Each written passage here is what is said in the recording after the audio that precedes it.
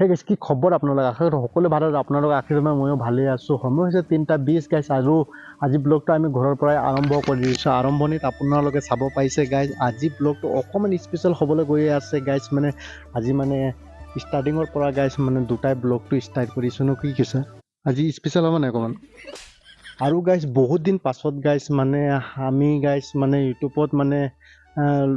আহিছোঁ আৰু মানে কি ক'ম একদম নতুন লিখীয়া লাগি গৈছে গাইছ মানে বহুত দিন হয়তো আপোনালোকে জানে যে নতুন ভিডিঅ' আপোনালোকে আপডেট পোৱা নাই আমাৰ মানে মিনিমাম 4 মাহমান হৈ গ'ল গাইছ মানে নতুন ভিডিঅ' এটাও আপডেট পোৱা নাই আপোনালোকক এটা ভিডিঅ' আপলোড কৰিছিলোঁ মই যে ঘৰৰ কামৰ কাৰণে গাইছ মানে ভিডিঅ' আপডেট দিবলৈ পৰা নাই একেবাৰে টাইম দিবলৈ ইউটিউবত পৰা নাই বুলি কিন্তু আমাৰ মানে গাইছ মানে 100ৰ ভিতৰত গাইছ মানে 20% আমাৰ কাম হৈ গ'ল অকণমান মানে গাইছ মানে ফ্ৰী হ'লোঁ আৰু আজিৰ পৰা ভাবিছোঁ মানে আমি দুটা গাইছ মানে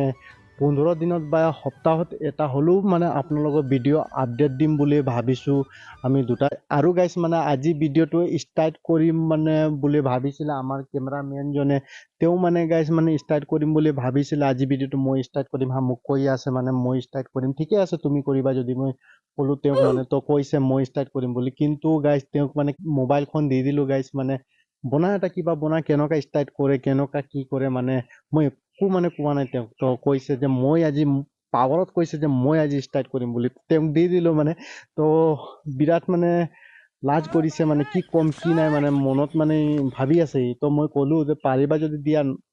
নোৱাৰিলে নাই আৰু তো মই ক'লোঁ এনেকৈ তেনেকৈ কোৱা বুলি তো একো মানে পোৱা নাই মানে তো ময়ে ষ্টাৰ্ট কৰি দিলোঁ এনেই আৰু জাষ্ট মানে সৰু মৰু এটা ভিডিঅ' বনাই দিলোঁ আমি দুটাই মানে গাইছ মানে চেনেলখনত আপডেট ইমান দিন পোৱা নাই বুলি কিন্তু আমি ভাবিছোঁ ভাল ভাল মানে ভিডিঅ' বনাম সময় আছে এতিয়াও মানে বহুতখিনি সময় আছে আপোনালোকে মানে পুৰা ছাপোৰ্ট কৰিব যদি আমাৰ সপোনবিলাক হ'ব আৰু ভাল ভাল আপোনালোকে ভিডিঅ' পাব আমাৰ চেনেলখনত ন কি কৈছা কিবা কবি নেকি ৰাজক তো গাইছে এইফালে আপোনালোকে চাইছে একদম মনে মনে আছে মানে কি ক'ম কি নক'ম লিখীয়া লাগি যায় এদিনীয়া মানুহ কেমেৰা আগত আহিলে কিবা কবি ৰাজক ধুনীয়া লাগিছে দেই খালি তোমাক তো বাকী যিয়ে নহওক তো ভাবিছোঁ গাইছ মানে আপোনালোকে মানে আমাৰ ভিডিঅ'বিলাক চাব আৰু মানে লাইক এটা কৰি দিব ছাপোৰ্ট কৰিব অকণমান ছাপোৰ্ট কৰি দিব ন কি কৈছে ছাপোৰ্ট কৰিব নাই হা তো গাইছ আপোনালোকে নিজেই চাইছে চকুৰ পৰা চাইছে গাইছ মানে কিবা সুধিলে একদম মনে মনে থাকে কি ক'ম কি নক'ম লিখীয়া লাগিছে তেওঁক কিজানি তো বাকী যিয়ে নহওক তো মই মানে ভাবিছোঁ লাষ্টত মানে এবাৰ আপোনালোকক মানে আমাৰ ঘৰখন দেখাম বুলি ভাবিছোঁ তো আপোনালোকে এবাৰ চেক মাৰক যে কিমানখিনি আমাৰ কাম হৈছে আৰু কি কাম হৈছে তো আপোনালোকে এবাৰ চেক মাৰক চ' বন্ধুসকল আপোনালোকে চাইছে আমাৰ যোৱাকালি এইখন ঢালাই দিলোঁ মানে গাইজ বহুতখিনি আমাৰ কাম হোৱা তলৰ কমপ্লিট হৈ গ'ল আৰু চাইছে আপোনালোকে মানে কালি কাঠ চাঠবিলাক মানে গাইজ ঢালাই দি মেলি আৰু খুলি থৈছোঁ এনেকুৱাই ভালকৈ থৈ দিব লাগিব যিহেতু ৰ'দ পালে গাইজ মানে বেকা হৈ যায় অকণমান কাঠবিলাক এনেকুৱা থৈ দিলে তো কালি থৈ দিব লাগিব ধুনীয়াকৈ আজিতো টাইমেই নাই একেবাৰে তো চাইছে আপোনালোকে ধুনীয়াকৈ আমাৰ মাটি চাটিও ভৰা হৈ গ'ল ঘৰখনৰ আৰু অকণমান আছে মাটি চাটি ভৰাবৰ কাৰণে আৰু গাইজ আমাৰ এই ঘৰখন বনোৱা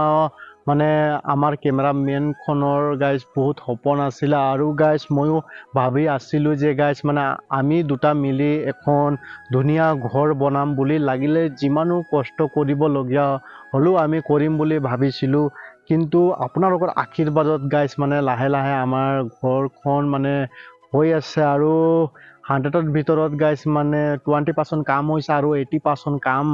মানে কৰিবলগীয়া আছে আপোনালোকে এনেকুৱা ছাপোৰ্ট কৰি যাব যে গাইজ মানে আমি অতি সোনকালে আপোনালোকৰ আশীৰ্বাদত আমি আমাৰ ঘৰখন বনাব পাৰোঁ তো বাকী যিয়ে নহওক আজি ভিডিঅ'টো ইয়াৰ পৰাই সামৰণি মাৰিছোঁ ভিডিঅ'টো চাই ভাল পালে লাইক এটা কৰি দিব খালি বাই বাই